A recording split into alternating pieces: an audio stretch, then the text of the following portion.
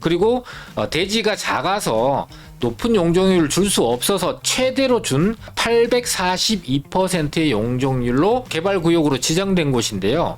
자, 이런 구체적인 내용은 저희가 오프라인 강의, 세미나에서 진행을 하니까 시간 되시는 분은 오셔서 들어보시면 좋은 기회, 찬스를 놓치지 않을 수 있을 것 같습니다.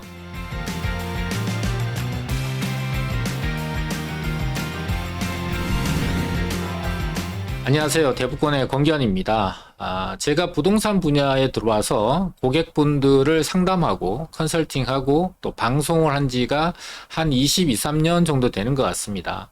많은 분들을 상담을 했는데요. 집이 여러 채 있는 분도 있고 무주택자이신 분도 있고 지방에 살거나 서울에 살고 계신 분들 또는 자본이 많은 분들, 적은 분들 되게 다양한 컨디션을 가지고 계신 분들이 있는데요.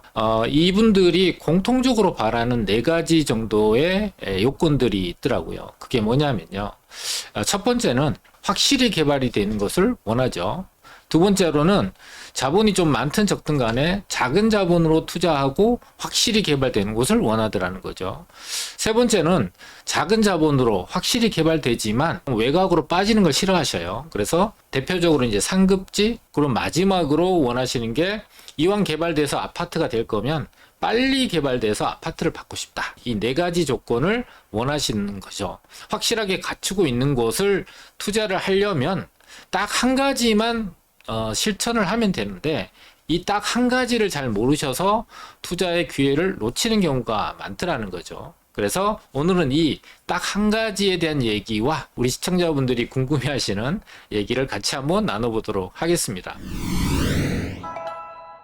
그래서 이 3가지 정도를 충족하려면 일단 아파트가 되는 곳을 원하는 거잖아요. 개발이 돼서. 근데 아파트가 되려면 확실히 개발되고 좋은 지역에 개발되려면 현재 개발 구역으로 지정되어 있는 경우가 많아요. 근데 지정되어 있는 경우는 100% 프리미엄이 많이 붙어 있습니다. 가격이 많이 높아졌다는 거죠.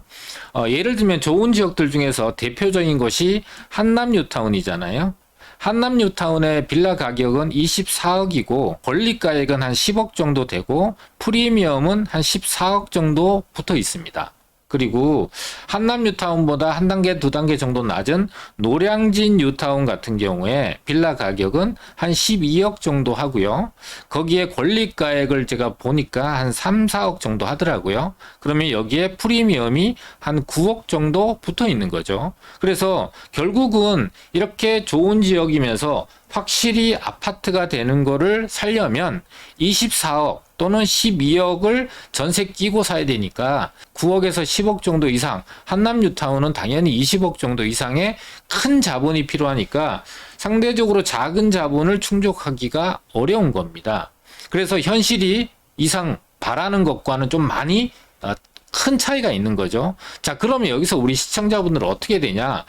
개발이 확실하게 되는 곳, 아파트가 되는 게 확실한 곳이 개발 구역이라면 우리는 개발이 될 곳을 투자해 놓는 게 가장 현실적으로 현명한 곳이고 여기는 프리미엄이 안 붙어 있거나 최소로 붙어 있는 상황이 되겠죠. 그러면 여기 같은 경우는 지금 대부분 다 투룸 빌라 같은 경우가 한 5억대 정도에 살 수가 있거든요. 그리고 전세가 한 3억대 정도 하니까 실투자 금액으로 한 2억 정도의 자본으로 앞으로 아파트가 될 곳, 확실히 될 곳이며 상대적으로 작은 자본이면서 상급지, 최상급지에 될 곳을 투자할 수 있는 기회가 있는 거예요. 그러면은 작은 자본으로 먼저 투자해서 좀 더 기다리면 되는데 문제는 요 4번째 빨리 아파트가 되기를 원한단 말이에요. 자, 여기서 맹점이 뭐냐면 우리가 투자하는 게 빌라잖아요. 보통 빌라가 많은 지역은요 기본적으로 사업성이 좋지 않습니다. 왜냐하면 같은 면적당 소유자 수, 그러니까 조합원 수가 굉장히 많다는 얘기예요. 그럼 조합원 수가 많으면 일반 분양이 적게 나오게 되겠죠. 그래서 추가 부담금을 많이 내야 된다는 부담 때문에 반대하시는 분들이 생기고 이런 갑론을박이 시간을 계속 잡아먹으면서 빨리가 되는 이 4번째 요건을 충족하기가 굉장히 어렵게 됩니다. 이럴 때 어떻게 되느냐? 용적률을 2배 정도 받으면 어떻게 될까요? 그럼 사업성이 획기적으로 좋아지겠죠? 그러면은 이 용적률을 2배 정도 받을 수 있는 곳을 선택을 하면은 이 4가지 요건을 충족할 수 있는 거를 투자할 수 있게 되는 거예요. 너무 뻔할 뻔짜처럼 얘기하지만 가장 당연한 얘기를 알고만 계시고 실제로 실천하지 못하는 경우가 굉장히 많습니다. 저희가 유튜브 영상을 통해서 1년 전, 2년 전에 이런 곳이 유망하고 이 고밀 개발, 역세권 개발이 되고 앞서 보여드린 4가지 요건을 충족할 수 있는 곳을 미리 투자할 수 있는 기회가 있습니다 라고 지속적으로 알려드렸거든요. 2년 전이니까 한 2022년 정도 되겠네요. 그렇죠? 2022년 정도에 서울시가 역세권 개발에 진심이다. 여러 가지 이제 개발에 대한 완화 조치, 또 역세권을 중심으로 해서 용도 지역도 상향해주고 용적률도 2배 이상 높여주는 그런 것들을 막 시행하기 시작할 때 먼저 제도를 정비하고 발표를 했거든요. 그래서 요 지역들이 되게 유망합니다라고 알려드렸던 거예요. 그리고 8개월 전이면 2023년 정도 되겠는데 여기서 역세권에서 머물지 않고 더 나아가서 용적률을 4배나 더 준다라고 하는 것, 우리 구독자님들 먼저 보세요라고 하고 8개월 전에 벌써 알려드렸었습니다. 실제로 저희가 투자해서 대표적인 곳이 많은 분들이 투자하고 싶어하는 곳이 이 서울역이거든요. 용산이면서 서울역인 지하철이 현재 6개 7개죠. 그리고 4개가 더 들어오니까 총 10개 노선이 한꺼번에 들어서는 더블 역세권, 트리플 역세권을 멈추고 멀티 역세권이죠. 이 역세권인데 이상하게 서울역 주변 지역에는 역세권 개발이 없습니다 라고 알고 계신 분이 되게 많아요. 지금 보시다시피 신통 전부 다 신통이고 재개발이고 그냥 일반 재개발 재건축들이 있고 역세권 개발은 표시가 안 되어 있단 말이에요. 그런데 역세권 개발 구역으로 지정된 곳이 딱 한 군데가 있는데 여기죠, 여기. 지금부터 한 4년 전이니까 2020년 정도에 투자를 해드렸었습니다. 그런데 문제는 뭐냐면 여기가 다른 지역들은 신통이 되고 재개발 구역으로 지정이 됐는데 여기는 재개발 구역으로 지정되지 않고 특히나 역세권 개발 구역으로 지정되지 않고 있다 보니까 여기를 4년 전에 투자를 하셨던 분들이 입이 이만큼 나와서 대표님 위에도 개발되고 옆에도 개발되고 밑에도 개발 구역이 됐는데 왜 우리는 개발 구역이 안 됩니까? 라고 투자를 하고 1년 2년 정도 있다가 불평불만을 많이 하셨었어요. 그런데 근데 여기를 왜 투자시켜 드렸냐 하면은 다른 데는 이 요건을 덜 갖추고 있는데 여기만 서울시에서 350m 범위의 원본 파일을 보게 되면 딱 요 350m 안에 들어갑니다, 여기. 그러니까 다른 데는 이렇게 걸쳐져 있으니까 거의 80% 90%가 이 350m 안에 들어가야만 역세권 개발을 적용받을 수 있고 고밀 개발, 그러니까 용적률을 2배, 4배 정도를 적용받을 수 있고 그렇지 않고 걸쳐져 있으면은 절반 이상, 70% 80% 이상이 포함되지 않으면은 역세권 개발이 적용되지 않는 거예요. 그러니까 여기는 역세권 350m 안에 걸쳐져 있더라도 여기는 역세권 개발이 진행이 될 수가 없는 곳이었던 거예요. 그런데 여기 나머지 개발구역으로 지정됐는데 나머지 여기만 남아있는데 여기가 마침 역세권 350m 안에 들어가는 거를 저희가 서울의 307개 지하철역 350m 범위에 서울시가 제공하는 원본 파일을 저희가 갖고 있거든요. 그래서 여기가 개발구역이 추진이 됐고 뉴스에 나왔던 이 350m 범위가 이렇게 나온 겁니다. 그래서 어디까지 진행이 됐냐 하면 앞서 제가 4년 전에 투자를 해드렸다 그랬잖아요.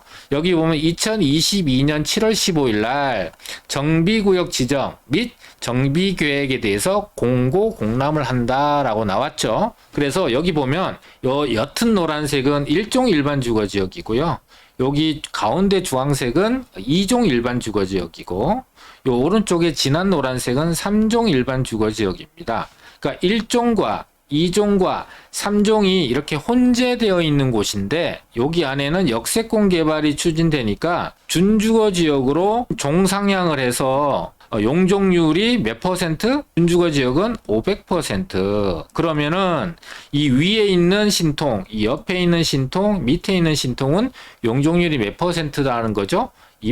250%라는 거죠. 그러니까 250%로 개발되는데 여기는 준주 전체 1종, 2종, 3종이 혼재되어 있는 거를 전체를 다 준주거 지역으로 종상향을 해서 500%로 개발이 될 수 있다라는 겁니다. 지금 진행이 되고 있죠. 그래서 빠르면은 원래 2025년 상반기 안에 아마 개발구역으로 지정이 될 거예요. 그런데 여기는 이제 건축행위 허가 제한이 먼저 지정이 돼 있고 또 이 안에는 물건 자체가 거의 나오지 않습니다.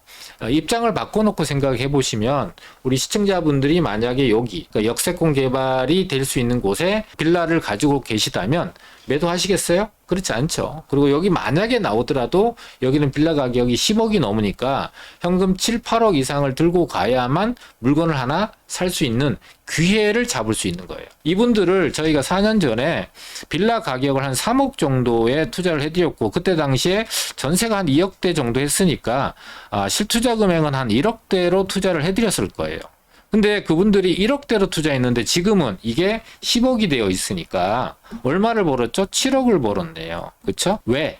먼저 결정하고 투자해서 기다리고 계셔서 이런 결과가 나온 겁니다. 이런 결과가 여기만 있는 게 아니고요. 동대문 역사문화공원역이라고 해서 트리플 역세권 앞에 있는 쌍림동이라는 곳도 높이 제한이 16m 이하로만 지을 수 있는 땅인데 여기가 지금 현재 45층 높이로 이제 개발이 될 수 있는 곳으로 진행이 되고 있는 것도 저희가 많은 분들을 투자를 해드렸었죠. 근데 그때 투자 시켜드릴 당시에는 전세 끼고 1억 이하로 아마 투자를 해드렸던 걸로 기억을 합니다. 거기에 계신 분들은 또 지금 현재는 굉장히 행복하시죠. 앞서 보여드렸던 사례 말고도 지금 이제 2021년부터 새롭게 나왔던 모아타운이나 신속통합 개발, 재개발 같은 것도 굉장히 1년에 한 100곳 정도 진행이 됐잖아요. 그래서 대표적으로 자양사동이라든지 강남구에 있는 일원동 대청마을이라든지 이런 지역들도 개발구역으로 지정되기 전에 저희가 미리 투자를 해드렸고 구역이 됐습니다. 그리고 잘 아시다시피 후암 1구역 같은 경우는 남산 고도지구가 있어서 많은 분들이, 많은 유튜버들이, 많은 전문가들이 저기는 절대로 재개발이 될 수 없다라고 이제 많이 이 방송을 통해서나 이 유튜브를 통해서 얘기했던 곳인데 저희들은 이제 미리미리 여기는 개발이 될 수밖에 없고 이 앞으로 규제 완화가 된다면 서울의 정중앙에 있는 남산 주변 지역을 발전시켜야 될 필요성이 매우 높다라는 것을 예전 2020-10 기본계획, 2020, 2030 이 계속해서 오는 도시 기본계획 내용 안에 포함이 돼 있었기 때문에 좀 길게 보고 가시는 분들한테는 추천을 해드렸단 말이에요. 그런데 실제로 투자를 해드리고 나서 불과 1년 만에 신속통합 재개발 구역으로 선정이 되는 그런 결과가 나왔어요. 언제 될지 모르지만 조금 더 길게 기다렸던 분들은 그런 과실, 결과를 가져가실 수가 있었던 거죠. 많은 부자들이 작년 2024년에 부동산에 치중을 했고 금융자산을 줄여왔어요. KB 부동산 보고서에 나와 있는 얘기입니다. 근데 작년 같은 경우는 많은 분들이 여러 가지 불확실성 때문에 투자를 했던 분들보다 투자를 하지 못했던 분들이 절대적으로 많은 한 해였던 것 같습니다. 작년에 부자들이 먼저 부동산을 투자했잖아요. 한 발 늦었지만 원래 2025년에도 좋은 지역을 잘 선정해서 투자를 한다면 부자를 똑같이 따라갈 수는 없어도 한 발짝 뒤에 따라가면서 재테크를 잘 성공할 수 있는 기회가 있는 거죠. 자, 원래 저희가 불과 한 달 전에 올린 영상입니다. 더블 역세권에 노후도 없이 개발된다. 그것도 고밀 개발된다라는 영상을 불과 한 달 전에 12월에 올려드렸거든요. 모든 개발을 하는데 가장 기본이 되는 법적인 요건이 노후도인데 이 노후도마저 고려하지 않고 특정 지역, 모든 지역을 해주는 게 아니고 특정 지역을 고밀로 개발할 수 있도록 하겠다라고 하는 이유가 뭘까요? 또 공급 부족 얘기를 하느냐라고 얘기할 수 있는데요. 경기가 안 좋고 불경기가 되는 거에 대해서 많은 분들이 우려를 합니다. 그런데 과거의 사례를 보게 되면은요, 경기가 안 좋아도 공급이 부족할 때는 가격이 올랐었어요. 그리고 부동산 가격이 안정을 찾을 때는 경기가 좋아도 주택 공급이 많았던 시기에는 가격이 하락을 했습니다. 대표적으로 이명박 대통령 시절에 보금자리라든지 서울 주변에 많은 분들이 투자자들이 원하는 주택들을 많이 공급을 하다 보니까 수요가 분산되고 수요보다 공급이 많았기 때문에 가격이 굉장히 안정을 찾았었고 하락도 했었거든요.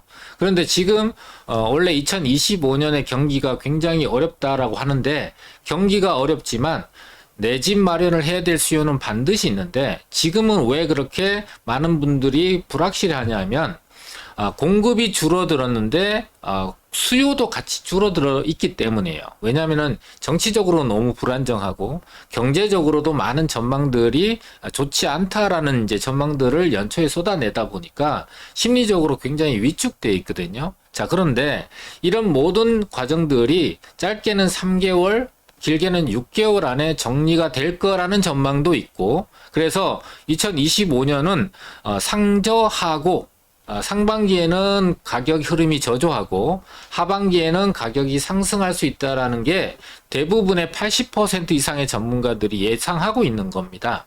자, 그런데 많은 분들이 알고 있는 거는 2026년부터 서울의 주택 공급이 부족하다라고 알고 있는데, 최근에 나온 자료를 보게 되면 정부가 발표하는 48,000가구의 입주 물량, 올해 48,000가구의 입주 물량보다 실제로 조합원 물량과 임대 물량을 빼고 나니까 11,000가구, 그러니까 예상했던 것보다 4분의 1 토막, 80% 가까이가 허수다. 그럼 실제로 11,000가구 갖고 서울의 수요를 감당할 수 있느냐? 절대적으로 부족하다는 상황이고요.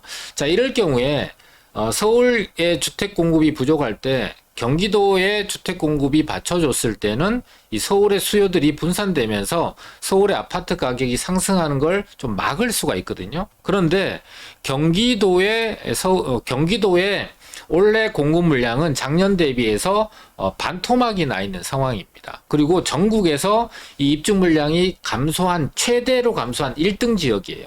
서울 수도권의 전체 우리나라 인구의 절반이 살고 있는데 이 공급량이 필요한 양의 절반도 못 미치는, 여기도 마찬가지로 2026년, 7년, 8년 동안 예정돼 있는 물량들이 줄어나갈 수밖에 없기 때문에요. 주택 가격이 길게는 내년부터, 짧게는 올해 하반기부터 상승을 준비할 수밖에 없는 여건을 갖추고 있는 거예요. 이 모든 원인이 뭐냐면 공급이 부족하기 때문입니다. 그래서 서울시도, 국토부도 어떻게든 어떤 방법을 동원해서도 공급을 빨리 많이 해주기 위해서 이런 제도를 대폭적으로 완화하는 거거든요. 그래서 이렇게 주택 공급이 절실하고 반드시 필요하다 보니까요, 지난 정부에서도 했던 도심복합 사업이라는 걸 다시 재정비했습니다. 지난 정부에서는 공공이 주도를 해서 이 도심복합 사업을 추진을 했는데, 이게 시장에서 공공자가 들어가게 되면 경기를 일으키고 또 반대 의견이 굉장히 많다 보니까 실제로 공급이 많이 이루어져야 됨에도 불구하고 시장 현장에서 이걸 거부하고 있어요. 그러다 보니까 이걸 어떻게 민간이 주도하는 방식으로 이제 추진을 하게 되는데, 이 추진을 하게 되면서 많은 인센티브를 주고 많은 용적률 상향을 해주게 되면서 같은 개발이 이루어졌을 때도 많은 주택을 공급할 수 있도록 해주는데요. 이런 것들은 모든 지역을 고르게 아무데나 다 해주지 않습니다. 반드시 필요한 지역 해주게 되는데, 그 필요한 요건이 어디냐면 도심, 부도심, 그리고 생활권의 중심지, 요거를 줄여서 지역 중심지라고 합니다. 다 도심과 부도심은 광역 중심지라고 하거든요. 도심, 광역 중심지, 지역 중심지, 우리 시청자분들이 참 많이 들어보셨을 텐데요. 이거는 2040 서울시 도시기본계획에서 중심지 체계라는 게 있습니다. 그래서 도심과 광역 중심지, 지역 중심지에서 모든 지하철역이 아니라 더블 역세권 이상 지역에 해당되는 지역들은 노후도 없이 500m 이내에 용적률을 최대 500에서 1000%까지 개발한다. 이거를 법령으로 정했고 입법 예고돼서 입법 예고 기간이 끝나면 원래 2025년 2월부터 아마 추진이 되고 시행이 됩니다. 자, 이렇게 새로운 제도 또는 기존에 있는 제도가 정비가 돼서 시장에서 원하는 방식으로 개발이 추진될 수 있도록 재정비가 된 상황이잖아요. 자, 그동안에는 공공자만 들어도 경기를 일으켰던 분들이 다시 민간에서 추진할 수 있다라고 하면은 너도 나도 하려고 하는 개발이 될 거예요. 왜냐하면 어마어마한 인센티브를 줘서 추가 부담금도 거의 안 내고 서울시나 정부 입장에서는 주택 공급을 활성화할 수 있고 가장 빠르게 개발이 될 수 있는 곳이 이런 지역이기 때문인데요. 자, 이렇게 고밀로 많은 인센티브를 갖고 사업성도 좋고 추가 부담도 거의 안 내는 개발이 빨리 돼서 아파트를 가질 수 있는 기회를 아무데나 해줄 수 없다는 거죠. 그래서 서울의 307개의 지하철역 중에서 그 개발이 될 수 있는 요건이 아닌 서울의 외곽 지역은 빼고 또 중심지 체계에서 도심과 광역 중심지, 지역 중심지가 아닌 데는 빼고 또 더블 역세권이 아닌 지역은 빼고 또 더블 역세권이면서도 개발이 완료된 지역은 빼고 또 상업 지역은 빼고 이렇게 소급법에 의해서 빼고 남은 가장 요충지, 가장 개발이 필요한 지역을 고르고 골라서 거기서도 서울시에서 제공하고 있는 역세권 범위라는 게 딱 정해져 있습니다. 이 원본 파일을 저희가 다 갖고 있는데 이 307개 지하철 중에서 고르고 고른 지역에 딱 개발 가능성이 가장 높은 데에 그런 물건을 찾아내고 만들어내서 우리 시청자분들한테 지금까지 계속해서 제공해 드리고 기회를 드리고 있거든요. 자, 이런 구체적인 내용은 저희가 오프라인 강의, 세미나에서 진행을 하니까 시간 되시는 분은 오셔서 들어보시면은 좋은 기회, 찬스를 놓치지 않을 수 있을 것 같습니다. 자, 이런 지역을 저희가 신멀티 역세권이라고 명명을 했습니다. 더블 역세권 이상이면서 도시 인프라가 잘 갖춰져 있고 직장과의 접근성이 매우 좋은 교통망이 집약되어 있는 곳이면서 업무타운도 개발이 되거나 업무타운에 인접해 있는 곳, 이 두 가지 요건을 갖고 있는 것을 신멀티 역세권이라고 합니다. 우리 시청자분들이 이해하기 편하게 이 신멀티 역세권으로 거듭나고 있는 지역, 유명한 지역을 예로 들어 설명드리면요. 서울역이 가장 대표적이라고 할 수 있습니다. 서울역은 현재 지하철 6개지만 총 4개가 추가로 더 들어오기 때문에 10개의 지하철 노선이 집약되는 곳이에요. 여기에 가장 대표적인 것이 서울역 북부 역세권 개발인데 오래전부터 들어왔지만 이거 언제 되나 싶지만 이게 작년 12월 12일 날 착공식을 했습니다. 그리고 이렇게 오피스와 호텔과 그 다음에 백화점, 판매시설과 컨벤션이 어우러져 있는 서울역 역세권 개발에 이제 착공이 돼서 빠르면 2028년 정도면 완공이 들어갈 걸로 예상이 되고요. 두 번째로 가장 최근에 작년 12월 달에 개발구역으로 지정된 곳이 요 세 군데 지역이 있거든요. 이 세 군데 지역의 공통점은 어마어마한 용적률을 부여받았다는 겁니다. 회원역 바로 앞에 있는 지역은 1163%, 서울역 바로 위쪽에 있는 곳은 1260%, 그리고 대지가 작아서 높은 용적률을 줄 수 없어서 최대로 준 842%의 용적률로 개발구역으로 지정된 곳인데요. 구체적으로 좀 보게 되면은 봉래동 일대, 여기가 바로 서울역이고 북부 역세권 개발 바로 오른쪽 편에 위치를 하고 있는 곳입니다. 여기는 1260%로 30층짜리 초고층 복합 개발이 이루어지는데 12월 19일 날 된 거고요. 두 번째로는 중구의 남창동이라 그래서 회원역 바로 위쪽인데 여기는 1116%, 1163%로 초고밀 복합 개발이 이루어지는 곳이고요. 세 번째로는 여기가 남대문 5가 그래서 서울역 있고 북부 역세권 개발이 있고 아까 1260%가 개발되는데 바로 옆쪽인데 여기는 대지가 좀 작아서 842%로 개발이 된다. 자, 여기가 대표적이고요. 추가적으로 우리 시청자분이 너무나 잘 아시는 곳 중에 하나가 청량리역이죠. 청량리역도 GTX가 두 개나 들어서고 주변 지역을 보시게 되면은 개발 계획이 아닌 곳을 찾는 게 더 빠를 정도로 많은 개발이 이루어지고 청량리역 주변 지역은 고밀 복합 개발이 이루어지고 있죠. 그리고 빼놓을 수 없는 곳이 삼성역 주변 지역입니다. 삼성역 주변 지역은 복합 환승센터가 들어서고 영동대로가 지하화되면서 위에는 녹지가 깔리게 되고요. 현대장처 그룹이 한전부지를 개발하고 종합운동장이 개발되면서 올림픽대로가 지하화되고 한강시민공원까지 복합적으로 개발이 되면서 이 복합 개발이 이루어지고 있는 청담동 일대, 삼성동 일대, 밑에 대치동 일대와 잠실동 일대가 이 복합 개발에 직접적인 영향을 받을 수밖에 없는 거예요. 이거는 언제 되느냐가 중요한 것이 아니라 된다라는 게 중요한 겁니다. 그러면은 이게 완성되어 가는 과정 중에서 계속해서 뉴스가 나올 거고 이걸 통해서 그 주변 지역의 부동산 가치에 절대적인 영향을 줄 수밖에 없는 거죠. 자, 이렇게 알맹이 중에 알맹이, 요충 중에 요충지를 골라서 거기에 고밀 개발이 될 수 있는 개발 방식이 적용될 수 있는 요건을 갖추고 있는 곳을 잘 골라서 투자를 한다면 시청자분들이 원하시는 이 네 가지 요건, 확실하게 되는 곳, 상대적으로 작은 자본으로 상급지, 최상급지에 가장 빨리 개발이 진행이 될 수 있는 곳을 투자할 수 있는데 이런 곳을 투자하려면 딱 한 가지를 실천하셔야 됩니다.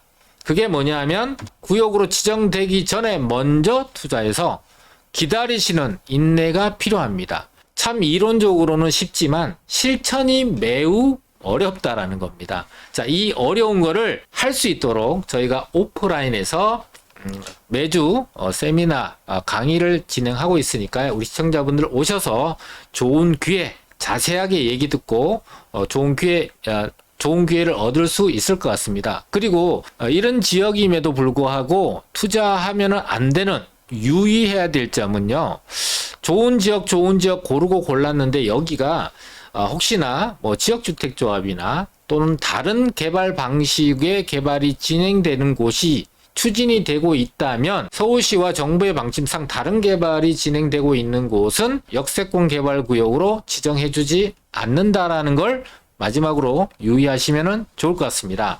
자, 오늘 영상이 우리 시청자분들한테 도움이 되셨다면 구독 그리고 좋아요 그리고 선풀 많이 달아주시면 감사하겠습니다. 2025년 새해 복 많이 받으세요. 감사합니다.